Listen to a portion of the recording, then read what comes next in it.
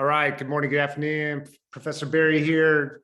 This week and next week, our primary task, what we're after, is to start to create two different frameworks, two different ways of thinking about deviance and crime. One of them is called the positivist perspective. One of them is called the constructionist perspective. We could start to integrate our theories of conflict theory, functionalism, and interactionism into them a little bit. There's a little bit of overlap and connections that we can make. So today, for this week, our focus is primarily on that issue of separating out positivism and constructionism. And then next week, we get into an application of constructionism. We're getting this issue called moral panics. So that's where we are headed. So this is going to be a little bit different in terms of content-wise. So let's talk about that a little bit as far as the write-up. Well, actually, before that, let's just kind of do a real quick recall on something, and that is the ABCs of Deviance, which is attitude or beliefs, the things that we think. So that could be, sometimes people hold on to beliefs and ideals that may be counter to the dominant culture, the dominant norm. And that could be identified as being deviant, right? Just sort of imagine somebody, a member of the Flat Earth Society. I mean, pretty harmless to have that belief, but viewed as sort of being outside of the norm. And then there's behavior. So we oftentimes think about when we think about deviance, we think about behavior. And then there's also condition, the things that people embody. So somebody has a physical deformation. It's a different kind of deviance, right? We identify that individual as being odd, strange, a little bit on the outside of that particular norm. Each of those involve maybe a different level, type of stigma. There may be some things going on there, but I think it's just kind of, I just wanted to bring that back forward, that when we're thinking about deviance and crime, it's more than just about behavior. It's about other things as well. So there's a lot of different theories of deviance, especially when we get into the positivism. We get into constructionism, a couple different theories within constructionism. But for the most part, that's a little bit easier to organize. In the positivist side, there's just so many different like sub-theories underneath that branch or umbrella. I guess you can be underneath the branch, but it's really about underneath an umbrella, right? So we'll cover each theory as a theme. I'm trying to figure out how to organize this. Thought about how to organize this.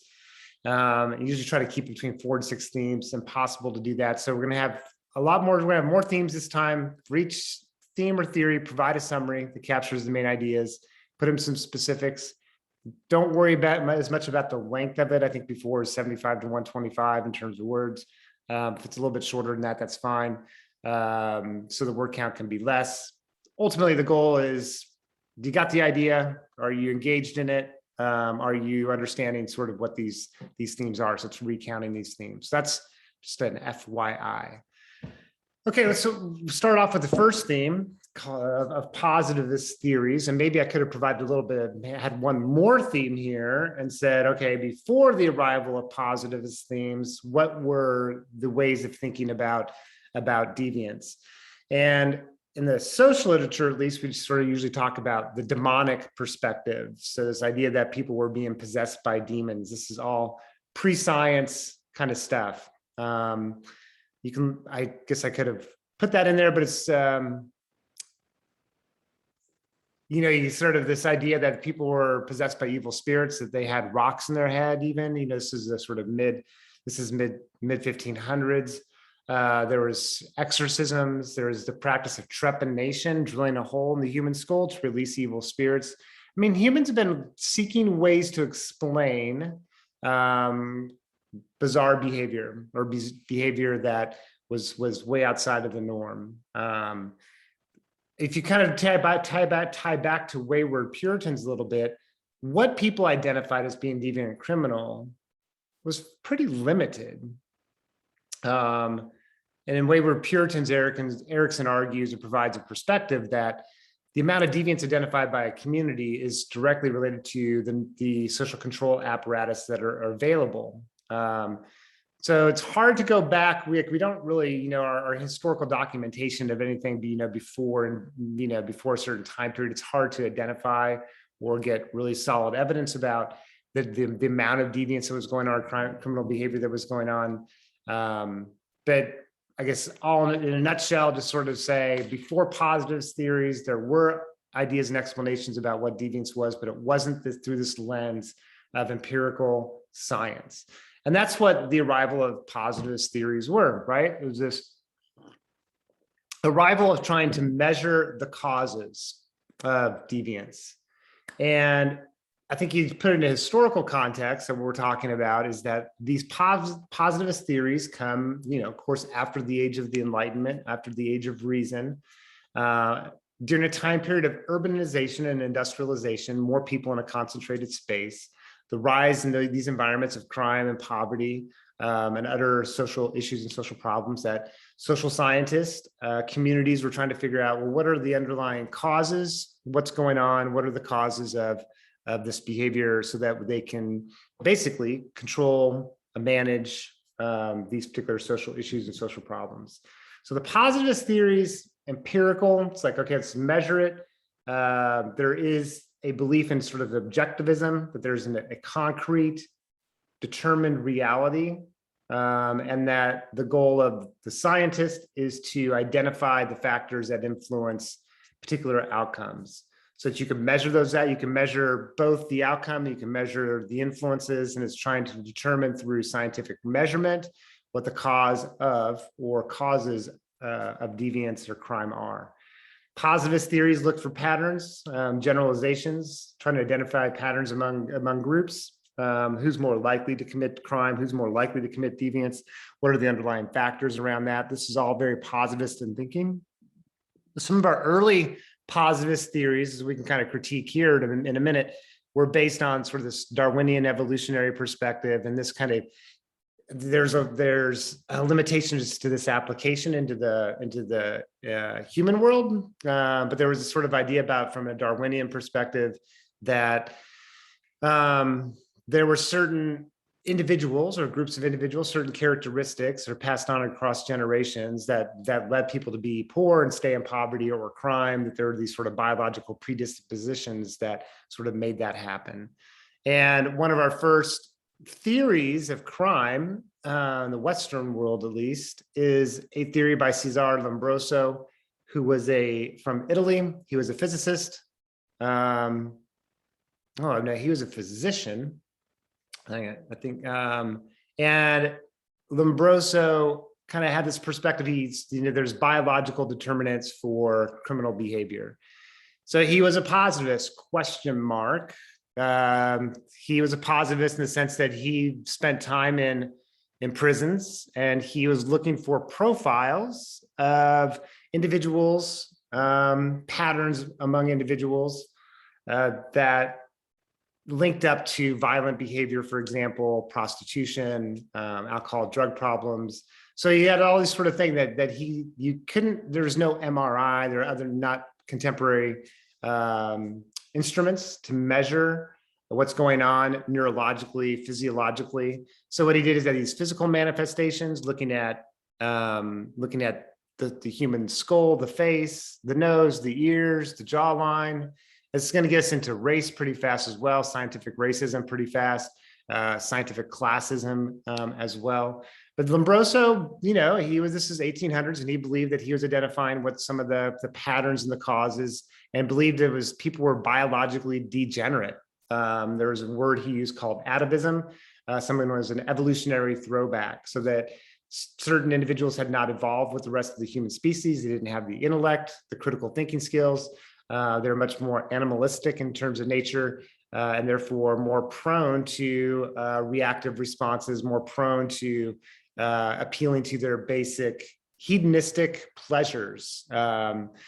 So this was the reason why it's a question mark around that, is this is kind of like with eugenics in the United States and Germany and Europe, that this sort of idea that you can have a stronger population by controlling its gene pool. This is like faulty science, pseudoscience, but it resonates among lawmakers, and it resonates within culture, within community. It gives a very simple explanation, or an explanation, about the causes of crime and deviance without addressing the social conditions, right? So the problem, resides in the individual. It's the degenerate, and they're the reason for it. But I bring this example up sort of like, first of all, we have the idea of positivism. So I think we can kind of define that, right? Empirical, measurable. You're trying to discern what the underlying causes and factors are that are leading to crime or deviance. That's all positivism. Some of the early applications is really kind of this pseudo-positivistic kind of perspective that scientists were caught in the culture and the time that they were in. They were unable to see kind of the biases that were in their work and what was kind of shaping their work and these causes that they came up with. All right, so theme number 2 is this theme of the free will, rational choice model of thinking about crime and deviance. Let's kind of talk about that. So basically the idea here is that the view is that humans are rational decision makers, weighing out benefits versus consequences, trying to maximize pleasure, minimize pain. And that's what we as humans do. This is sort of the classic economic theory kind of an idea. And there's been a lot of reworking of that particular model. As we'll see, like as Henry talks about in the books, no longer academics and theorists and researchers have moved away from a kind of this pure rational choice model, because there's limitations to this idea that we're always seeking gain and seeking to prevent loss. That there's some limitations, there's contextual factors that shape that, there's other things that are going on there. Sometimes we are irrational in terms of what we do. And then making a determination who's deciding what's rational and irrational. There's holes in this idea, but this idea of the rational choice model is kind of that idea that ultimately we are trying to seek pleasure, minimize pain. And this model is not interested in neither, in ideas of like, well, why is something labeled as deviant? Like that's a very constructionist question.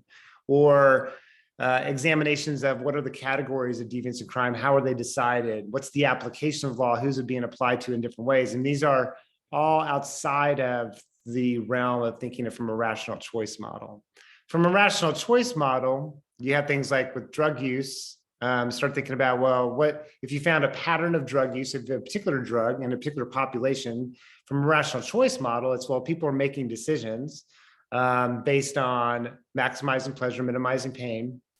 If we look at the opioid crisis in Appalachia, for example, or in certain areas in the United States across different classes, and you could look at, okay, well, in this environment, we have a different level of access than maybe 10 years ago. So it's more available. So it changes the equation in terms of now it's something that's in front of us of making a choice about whether to engage in or not to engage in.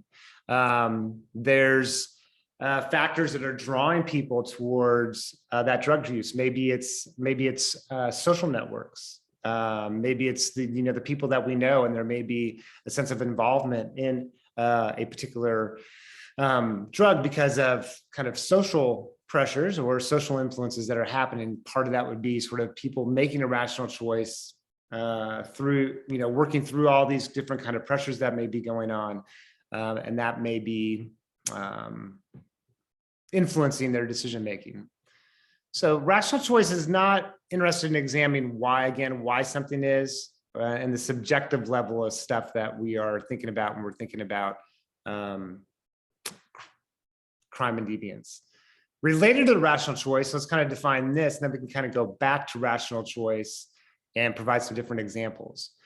So one of the first, kind of main ways of thinking of how to control crime is built upon this idea of free will and what will become later on the rational choice model. But it's built on this idea that if you're trying to control crime, and notice it's a classical school of criminology, not of deviance. Usually criminology is more associated with positivism, and constructionism more examinations of deviance. But the classical school was based on this idea of free will, that there's sort of this rational choice model is kind of like at least the precursors to the rational choice model are embedded in this idea of free will. in the classical school of criminology. So if crime is going on and you want to try to control it as a state or as a community, what you do is you have to make sure there's certainty of punishment. So there's the maximizing pain, minimizing the loss, right? That's kind of the ratio, kind of what's going on there is this belief that individuals are seeking their own advantage, their own pleasure. And so what you can do to deal with the level of crime in a community is you can make sure that with certainty that individuals are going to be caught, and if caught, they're going to be serving time, or they're going to be a consequence that's proportional to their offense.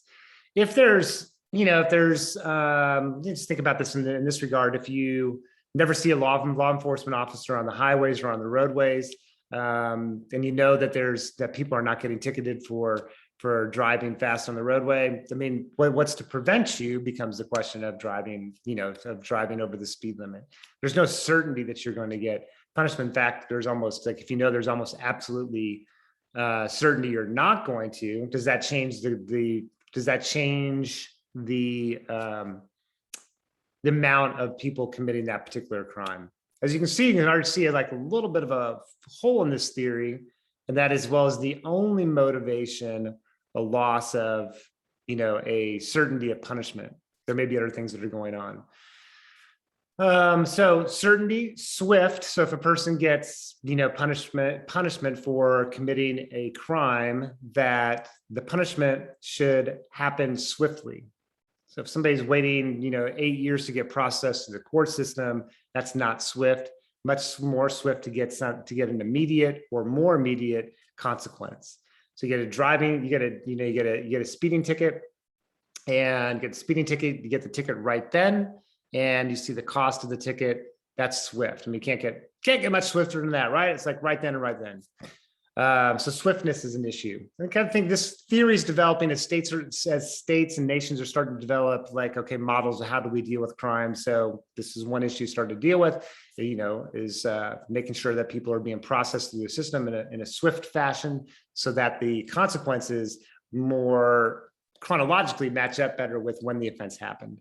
And then the severity of the punishment needs to be matched the level of crime. So, if somebody commits a violent criminal act that results in harm or death of another person, that type of punishment needs to be much more severe than a person who steals a loaf of bread from a store. So severity is important.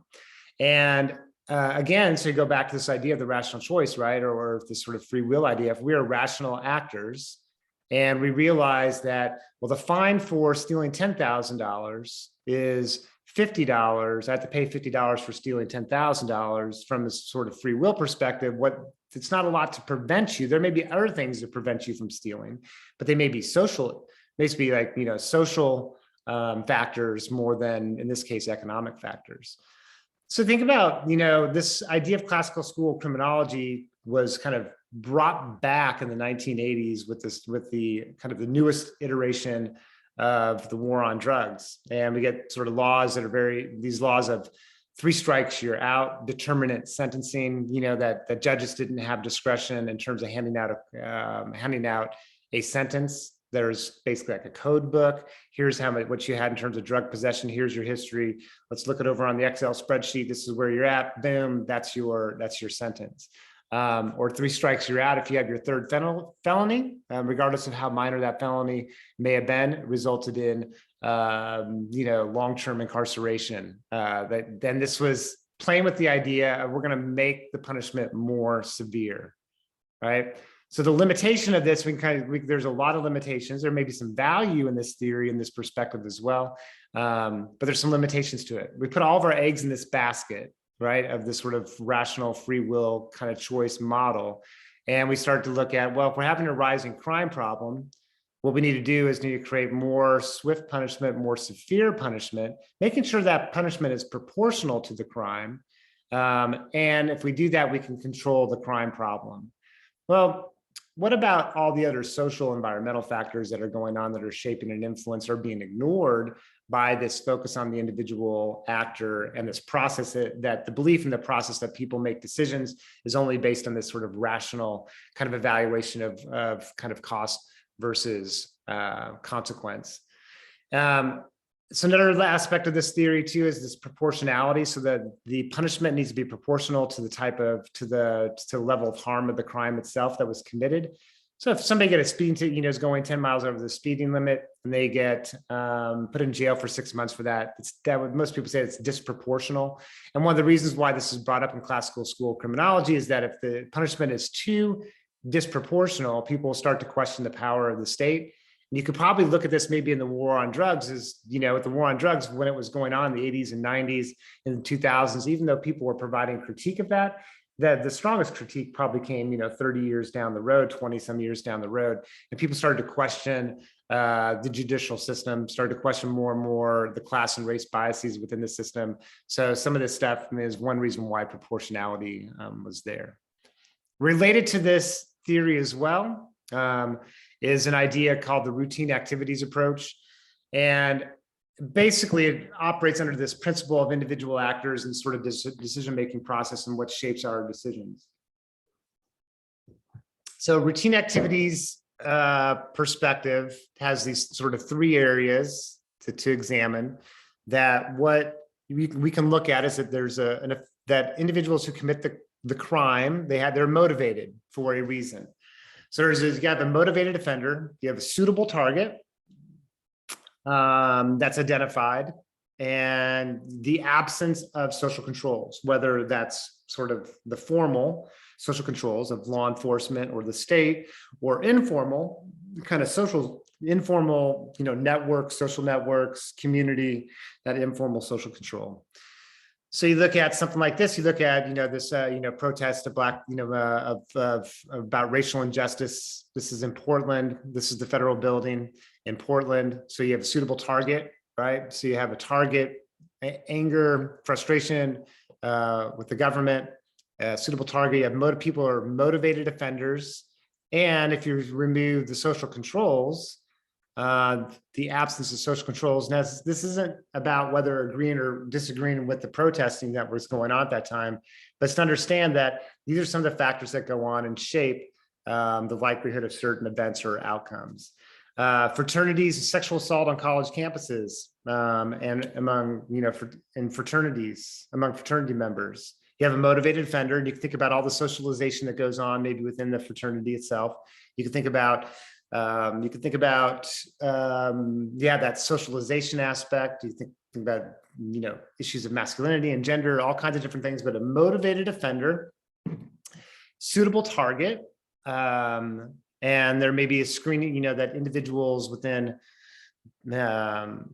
may be thinking about, well, who's less likely to press charges? Like, this is all calculated kind of stuff, right? So suitable target, access, ability, access, closeness, network, whatever it may be, this sort of identification of suitable targets, and then the absence of social controls. So if the fraternity system itself or the university is not more directly involved in providing higher levels of engagement, whether that's surveillance or punishment, or it's addressing, trying to encourage more pro-social behavior, there's a lack of social control.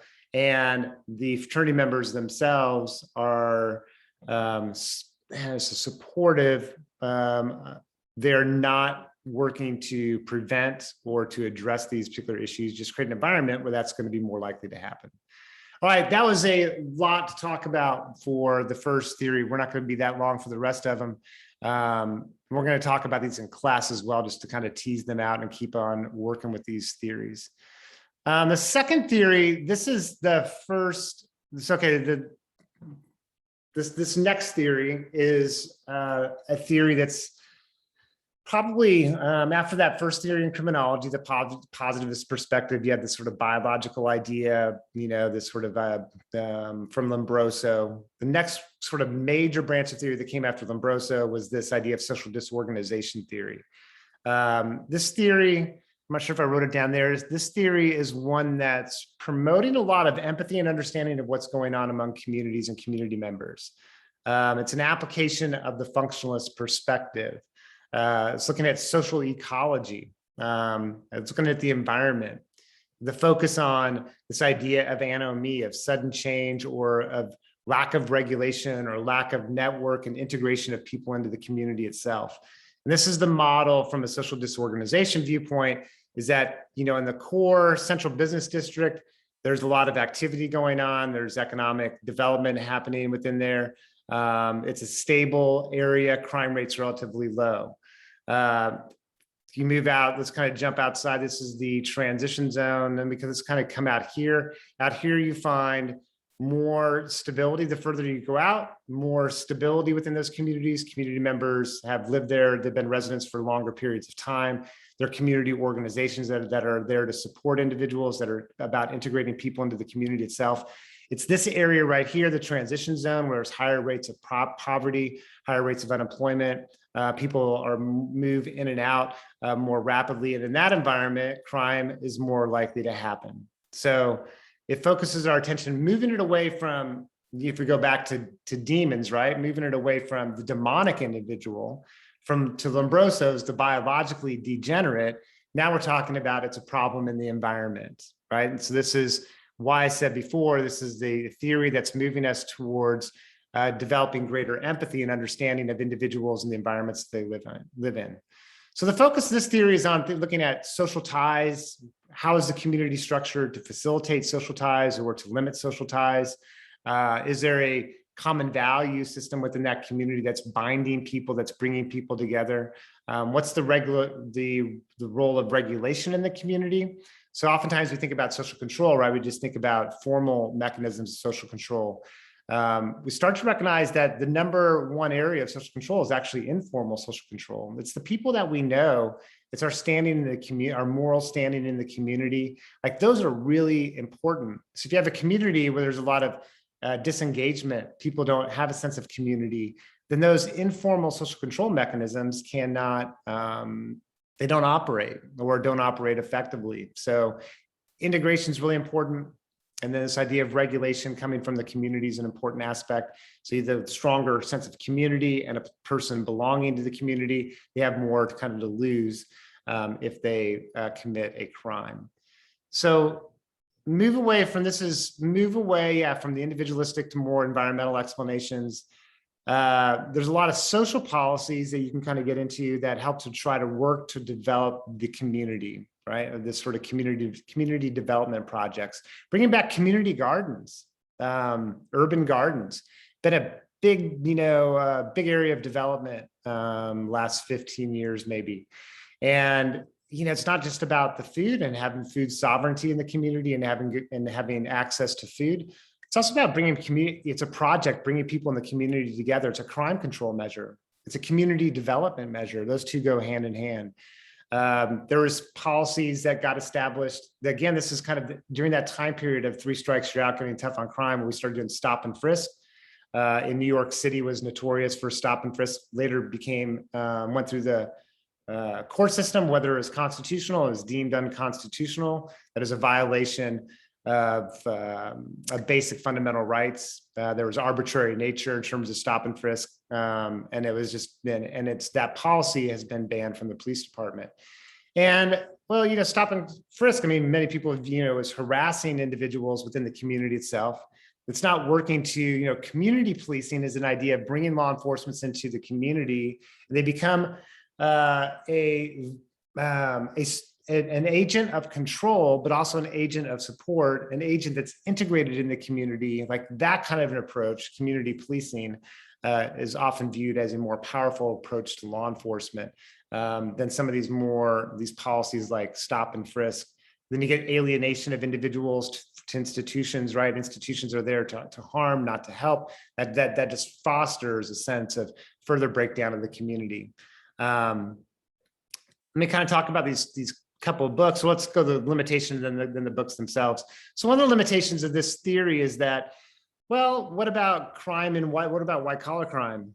I mean, you can't really use this theory to kind of explain white collar crime. Or what about suburbia, where, well, it's like, well, maybe there isn't the level of integration in suburbia that we think that there is among individuals within suburbia. But, the social ecology perspective can't explain it all. No theory can explain it all. There are limitations, and this is true regardless of whatever theory that we're going to talk about. And I think it's more important to understand first and understand the logic of the theory itself, because it gives us more kind of things to think about when we're thinking about crime and poverty, or crime and deviance, and expands kind of our viewpoint and our perspective. So kind of a couple of books I kind of extracted here or put here that illustrate this perspective. First one, and this is one I probably came out in the 1980s, maybe 1990s, William Julius Wilson, a Harvard sociologist, who I think that, who basically examined crime and other social problems within certain urban environments, ones that basically had been a lot of disintegration, a lot of instability within these environments, Chicago, Baltimore, Detroit, major urban settings. And what he basically focused on is that, when work disappears, things happen that create a lot of fracturing within the community itself. So jobs disappear, unemployment goes up. Also, those who have the opportunity to find employment elsewhere oftentimes move elsewhere. So now you're talking about individuals as sort of even kind of like fostering additional problems and issues, because it's going to become more unstable. People who have the resources leave, makes it more difficult for those who stay behind. Those individuals that had jobs before that now left, maybe they were more likely involved in civic organizations and community building activities, and now you have that gap that's there. So he kind of traces through basically this domino effect, right? When jobs disappear, it's not just the jobs disappear, it's the impact that has on so many different aspects of social organization, and that creates an environment where crime and poverty are more likely to happen. More close to home, and this is kind of a real powerful story, but it's also really depressing, but an important one to read, for me at least, is a great example of social disorganization theory. Nicholas Kristof and Shirley Wudun, who Kristof grew up in, excuse me, outside of Newburgh. And let's see here. I had to warm up my coffee here. Yeah, I'm back now. So yeah, they grew up or Kristof grew up in this, I don't know if it was Oregon City, somewhere outside of Newburgh. And when he grew up in that community during his formative years, so to speak, there was an active mill in the town. There were very low unemployment rates. People were employed, pretty stable community. And then what started to happen, 1980s, 1990s, a lot of change going on. Jobs started to disappear. There was manufacturing in that area of Yamhill, in Oregon City and areas. Manufacturing jobs left, and then the people who could leave left. They went to Portland, Beaverton, and other areas. So which made it more unstable in the community. And he goes back and visits his hometown and sees the amount of poverty and drug use and criminal activity in that community. And it's really heart-wrenching, right? And so think about, really for a quick second, think about this contrasting viewpoints that we have from the rational choice, classical theory versus this sort of ecological approach, right? So if you look at, you could look at within Oregon City or Yamhill or Newburgh, wherever it might be, that, if you look at it from a very this moment in time, and we see just the individual actor making choices, sort of rational choice model, what we're missing is this sort of larger landscape of thinking about the broader context in which things are happening. Okay, the next theory is Mertens' strain theory, another positivist theory. This is based on the sort of functionalism. It's an application of, so Merton was a theorist, a functionalist theorist. This is an application of the functionalist perspective to thinking about mostly, thinking about deviance and thinking about crime. So the basic analysis is that you have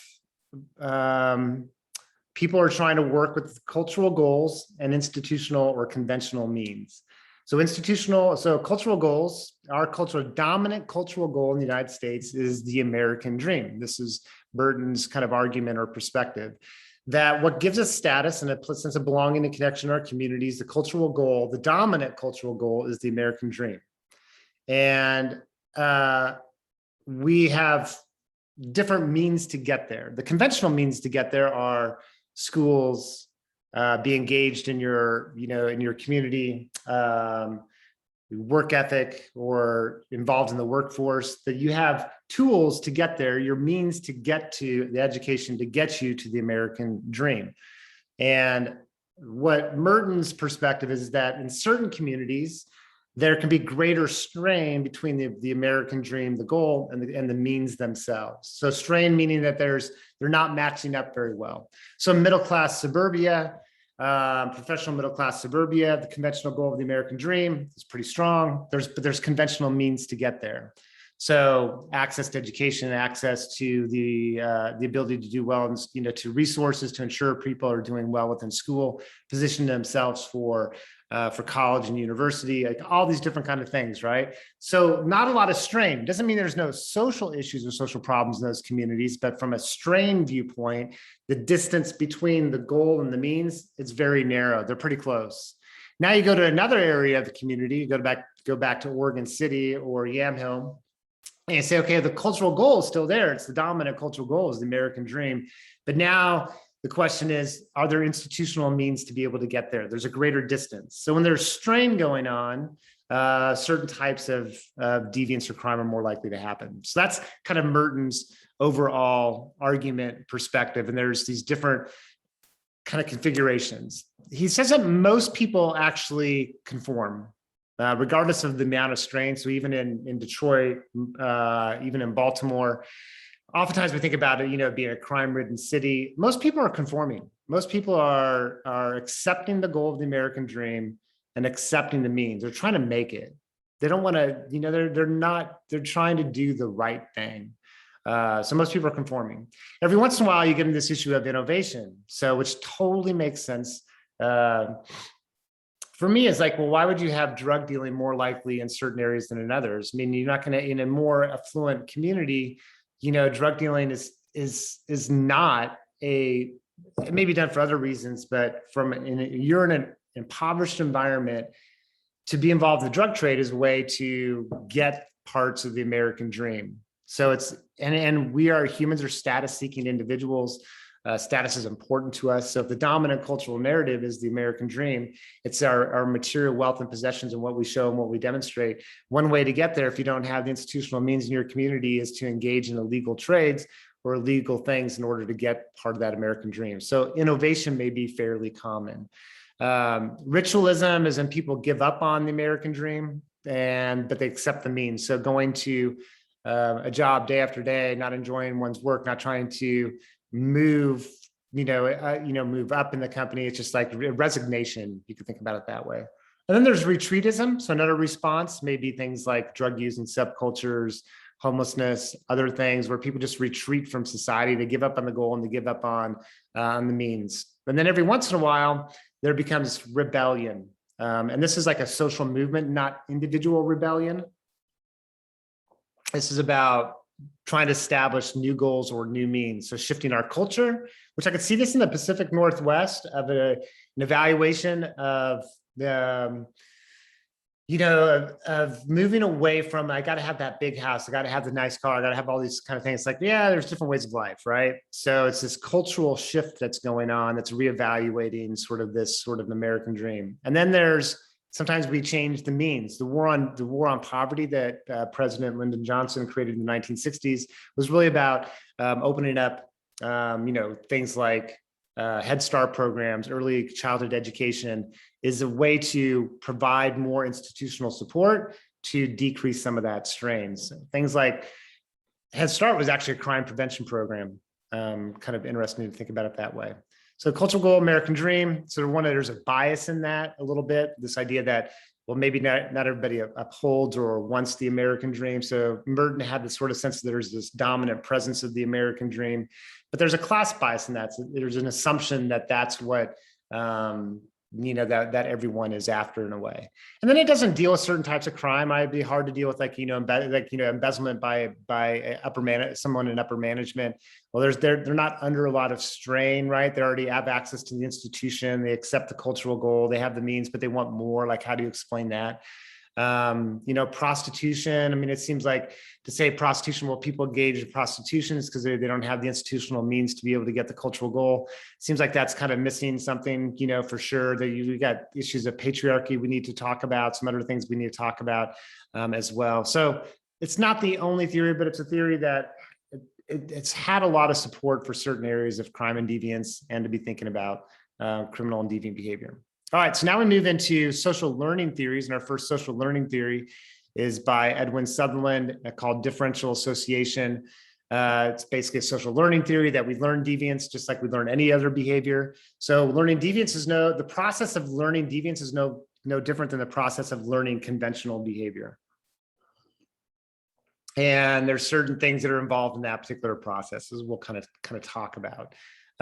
Sutherland's first application or development of this theory actually came from studying white-collar crime. And he was interested in white-collar crime. Why do people commit white-collar crime? How do we understand it? And so he started to develop this theory that came out of, understanding that level, that crime. And basically is this sort of idea that we differentially associate with a group. If we differentially associate with a group, and it's in that group that we learn certain behavior and get rewarded for certain behavior, we learn, and we learn different things. We learn the motives to do it, the reasons why. We learn to justify rationalizations, and we learn certain attitudes and dispositions that make it more likely to engage in that particular activity. One example used, oftentimes with drinking alcohol or with smoking is that when a person first starts, their first time drinking or smoking, it's almost always in a social group. And like what's happening is, there's the social influence that's part of that particular process. Binge drinking, man, that's like that's a group event oftentimes versus an individual event. As far as certain types of binge drinking, I guess I was thinking of beer bonging versus binge drinking. And a beer bonging, right? It's got multiple people, right? There's this encouragement going on, things that are happening that are encouraging that particular behavior. So Sutherland, it's like deviant behavior is learned.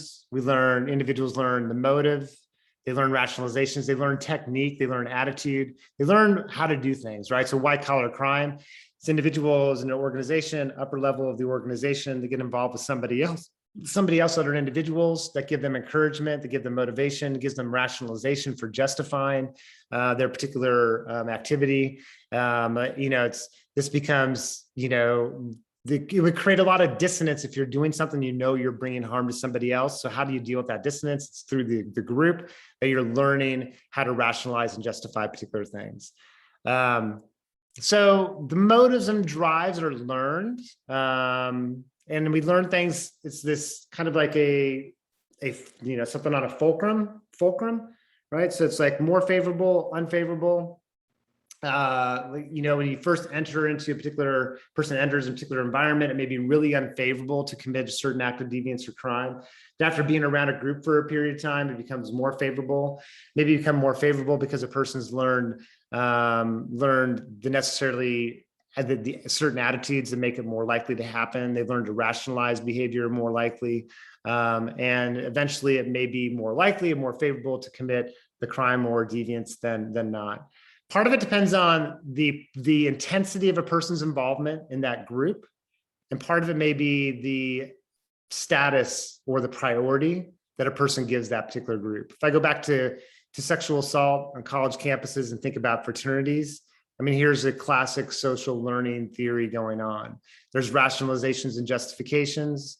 Now there's motive that's going to be involved. There's reshaping the individuals thinking about things, maybe their first day in the fraternity is different than a year down the road, been sort of socialized into culture. And I don't want to paint like fraternities as being this bad place, but I'm saying it's more likely sexual assault, more likely in that community. And you can start to see that it's this social learning model becomes an application of that. The more important that fraternity is to one person's identity, so the priority, and the more intensely a person's involved in that group, it's more likely that certain things are going to happen. So that becomes, you think about gangs could be a sort of similar way, sort of think about this sort of idea of social learning theory.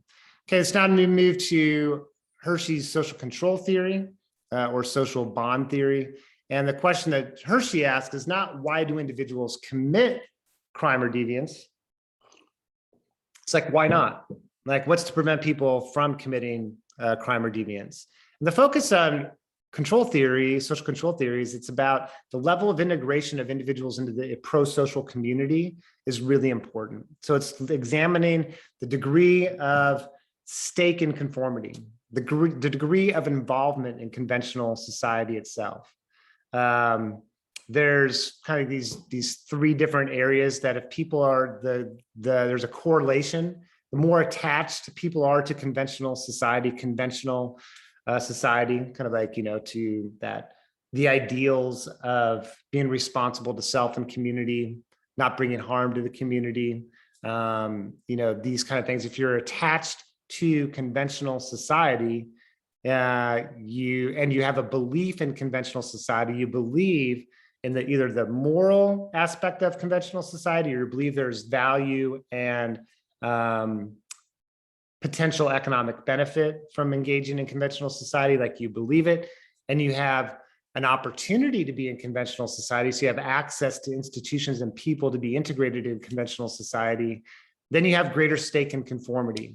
So the key thing here, and I think for me the most profound things about Hershey's control theory is that, person A who commits the crime versus person B who does not, it's not that person B is less moral than person A. It has nothing to do with the moral self. I should rephrase that. It has maybe less to do with the moral self that we think of than it is the degree of stake an individual has in conformity. The consequences for non-conforming may be really high and really significant. But then you get issues of what about, Robert Kraft, former owner of the Patriots, I believe former owner of the Patriots, involved in a prostitution in Florida. And okay, well, how do you explain that? Here's a person who's pretty highly attached to conventional society, has a belief in it, has opportunity, but yet still involved in something. So again, these theories, you can't use one theory to explain everything, but this is a pretty powerful theory. It focuses our attention kind of like the social ecology perspective a little bit, focuses our attention on thinking about, well, how do we help ensure that people are integrated in communities or facilitate, or how do we examine the degree of integration of people within communities? And if we're looking at sort of policies at a social policy level, crime level policies would be, or policies geared towards decreasing the amount of crime in the community, are about issues of attachment, opportunity, belief, and how to foster that within a community to build community. Maybe think about this book by Eric Kleinenberg, really fascinating read. You probably find a podcast or two. I've listened to a couple of podcasts with Kleinenberg talking about social infrastructure, just the way our communities are designed, that the architecture and design of our community can foster different degrees of either alienation and individual kind of aloneness or separation, or more integration. And this sort of communities that foster this sense of integration, shared space, create an environment where people feel more attached, belong, connected, and those can be things that are crime control measures in a way. And then we go to, I think almost our last theory here, conflict theory. In conflict theories, we're going to be looking at the economic structure itself. So capitalism is to create different access to resources for different groups, or that's a reflection of capitalism. So the economic structure is one of the factors that are involved. And we're looking at crime and poverty and deviance, examining inequalities, the distribution of power. This is our model of social justice that we can look at. I mean, during the war on drugs, maybe just sort of a clear example of race and class inequalities that were embedded within the criminal justice system. And the core system was the 100-to-1 ratio, or 500-to-5. If a person had 500 grams of powder cocaine, they got the same sentence as if that person had 5 grams of crack cocaine. And later on, that got proven to be unconstitutional because it was a violation of basic fundamental human issues of equality. And there were race and class dimensions of that. It's like, okay, white powder cocaine used primarily by upper middle class community, and then crack cocaine more inner city, poverty, not only, but that's kind of like the general trend. And so there's these class and race biases that are built within the system. So it's trying to understand them ultimately to help ensure that our institutions are, that people are treated and groups are treated in a judicious fashion, an equitable fashion through these institutions.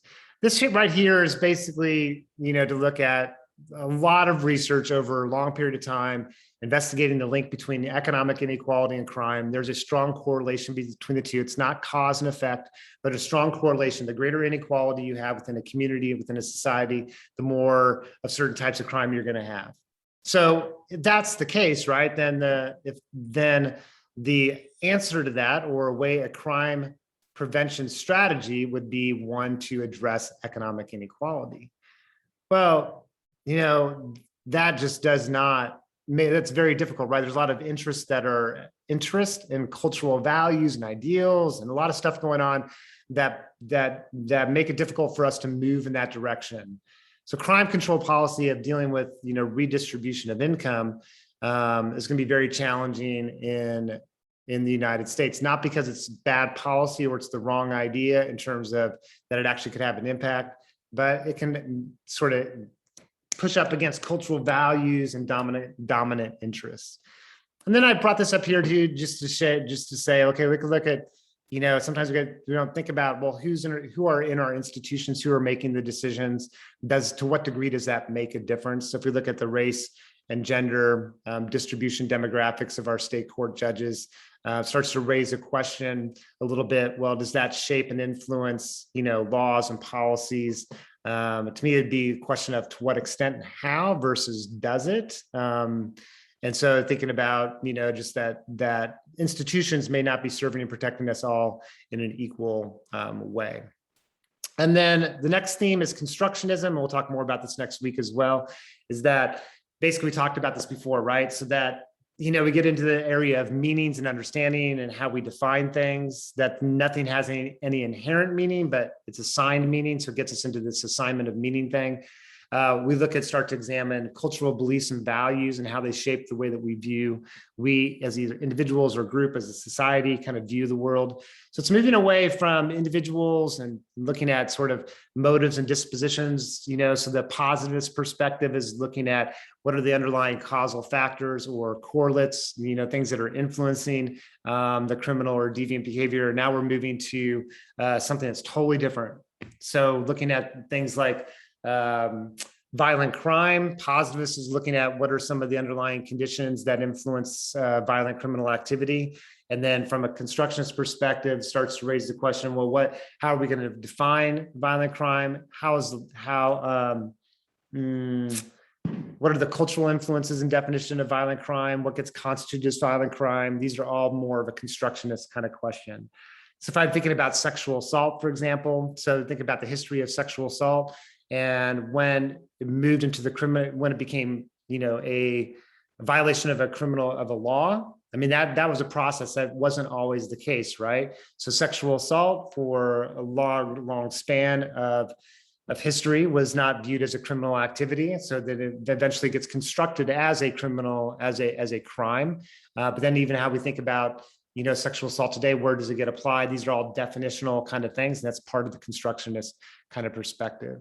So we're focused on meaning, understanding, and maybe it's, how that impacts, the law, social control mechanisms and things like that. And you could go all the way to the micro and get into the macro. So the micro, individual identities, concepts, all the way to the macro kind of policies and institutions. We can separate out critical constructionism versus social constructionism. Social constructionism, the social construction of reality we've talked about before. Critical constructionism just adds another dimension, adds the Marxist perspective to that. So social constructionism is basically, we construct reality, right? And we construct reality to the point that maybe it gets taken for granted, that we view this reality as being true or real. But there's sort of the world is like this place of constructed realities. Critical constructionism is that it's being constructed in the interest of those who are powerful. So that's the critical construction kind of perspective. So the issue is that what is deviant or criminal is not related, it's not necessarily related to objective level of harm, but rather the constructive meanings, or in critical construction, the influence of power in shaping what we define as being deviant or what is not. So you get into like with constructionism, we can get into the medicalization of deviance,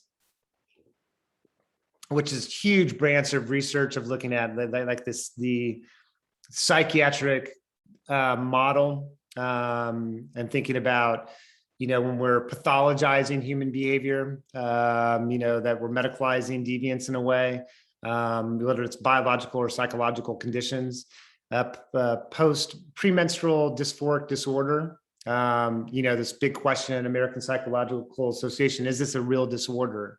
And these are all constructions, right? These conditions, they're constructions. I'm reading this book right now. It's fascinating, called Lost Connections, Why You're Depressed and How to Find Hope. It's kind of interesting. Johan Hari kind of talking about sort of, issues of diagnosing and identification of depression for a long time, viewing it through a lens of, from the psychological, psychiatric, neuro kind of space, that it's an issue of serotonin. I mean, very individual kind of focus. And what this is basically a book, at least at first, a book about, it's very sociological in orientation, where he starts to say it's really about, our environments that we're living are shaping our, our physical self, our physiological self, our neurological self, and we don't pay enough attention to those aspects of our ways in which we're designing kind of communities and social life and all these different kind of things.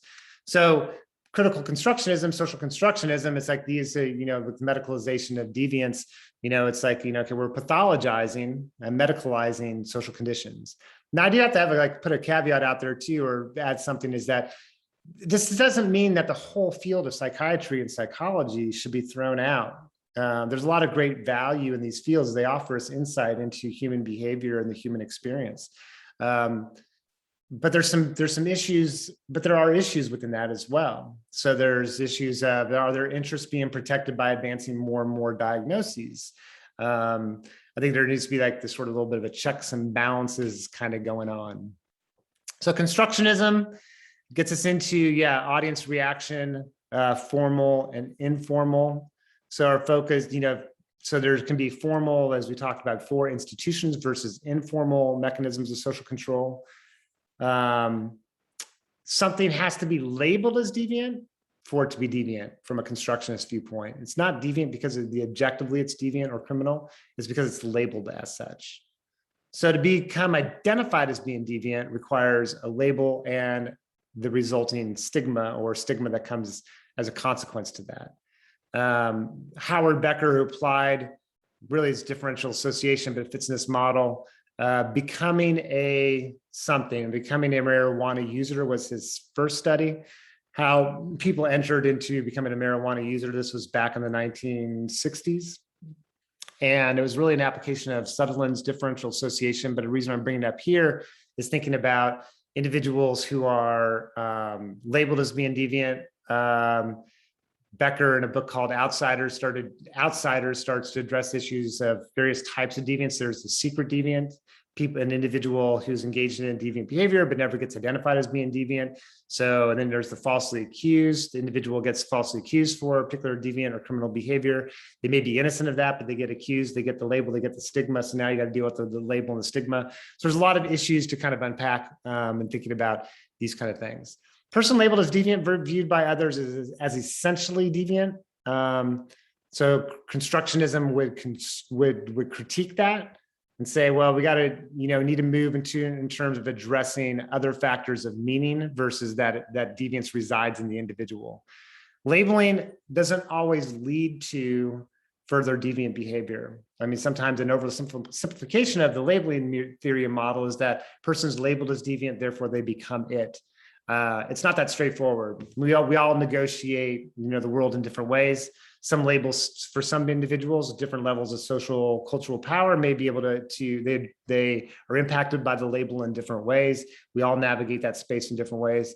So labeling in and of itself doesn't always lead to a negative or further deviant behavior, but that stigma is important to evaluate because sometimes it creates environments where it actually increases the level of further deviant or criminal behavior. The labeling theory approach shifts attention away from the traditional question of why do they do it to focus on how and why judgments of deviance come to be made and what their consequences are. So thinking about meaning, responding to meaning, and then the consequences of that. And then finally, labeling theory and societal reaction perspective. So labeling theory is basically nothing's deviant until it gets labeled. And it's the process of labeling and the impacts of the label itself. So you kind of go back to early interactionist kind of theories and idea is you have basically the stimulus and the response, or the objective world, like an event happens and you have the response. In between the stimulus and the response is the interpretation. The focus here is on the interpretation and then the resulting consequence to that. So somebody's using a particular substance, the interpretation, what does that mean, leads to a certain label and response.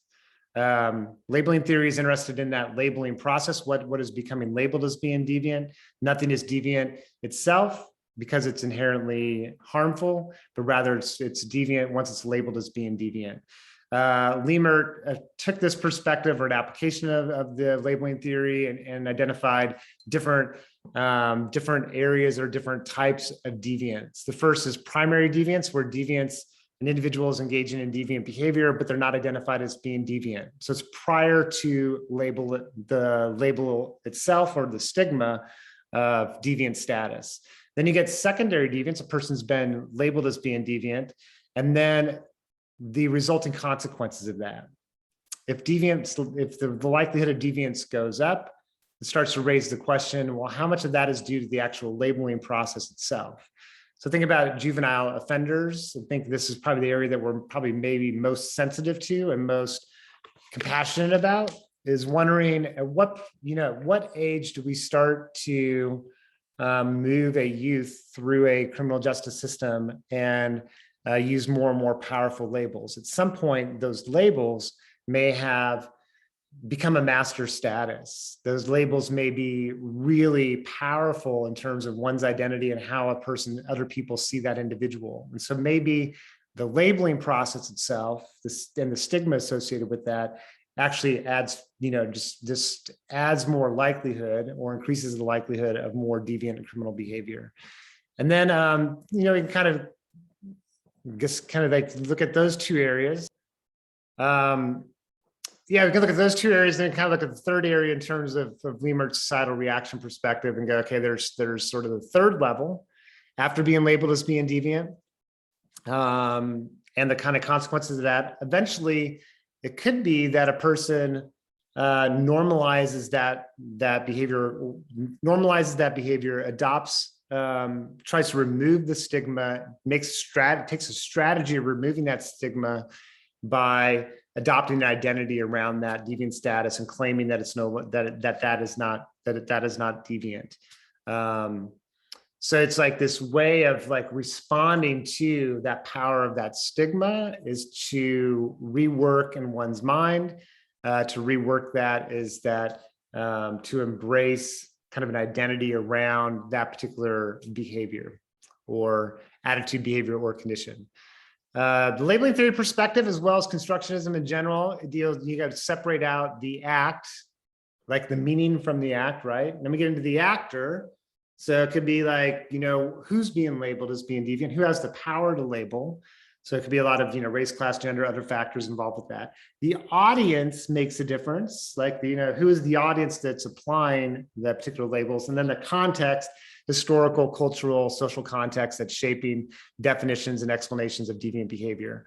So, marijuana becomes, maybe we can leave on that. Marijuana becomes a sort of interesting example that, context is really important in driving meaning. Marijuana is not deviant in and of itself because of its pharmacological properties, but rather it's the context that's shaping meaning, it's shaping our response and the consequences of that.